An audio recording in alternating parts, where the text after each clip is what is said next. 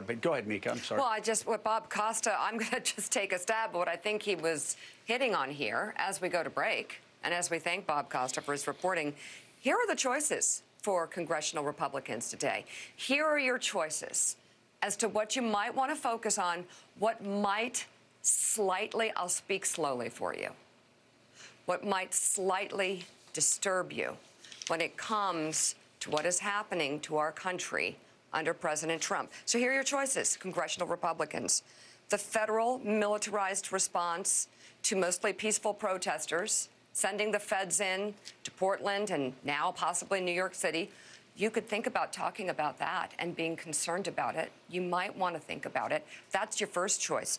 Your second one is President Trump not really giving voice to his top scientists on the coronavirus, which is not getting better. It's getting worse, much worse. Testing is getting worse. They're falling back in testing. The response time is now longer. You won't be able to do contact tracing. More people are going to die. And again, I'll speak slowly so you can understand this. This is a pandemic that could be mitigated. Other countries have successfully mitigated this pandemic by doing very simple techniques, nationalized responses to testing, social distancing, and masking, okay? And this president actually says that we are only in the process of developing a strategy when there could have been one months ago. I'll give you a third one that maybe you could be slightly concerned about if you cared a damn about this country. The president giving a hat tip to Ghislaine Maxwell, saying he wishes her well.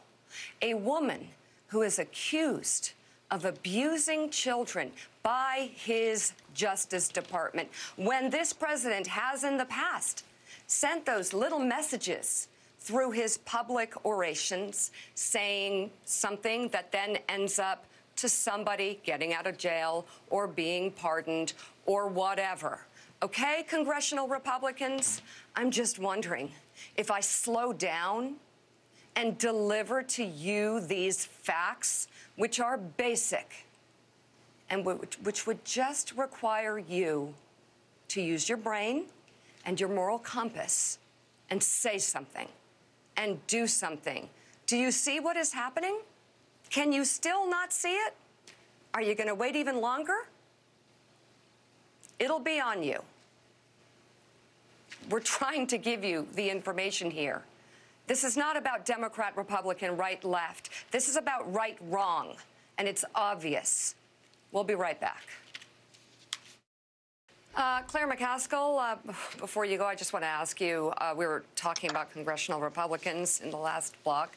What do you think of these congressional Republicans who've, go around over the years holding up their constitutions? Some of them keep a copy of the Constitution in their pockets. And yet they're so meek when the federal government in unmarked vans is yanking people off the street and driving away with them. What do you make of this? Well, first, the acting Secretary of Homeland Security is not qualified. They have not confirmed him. He's a lobbyist and a former Hill staffer. He's no experience in military or police, none. And the Senate is standing by and allowing an unqualified leader take the boot to the United States Constitution. Second, they're allowing these rogue border patrol to show up in camo. And what's really insulting about that, Mika, that the senators are saying nothing. They're showing up in camo as if they're going to war against American citizens. Meanwhile, they're saying nothing about the bounty that has been placed on our military that actually should be wearing camo in Afghanistan.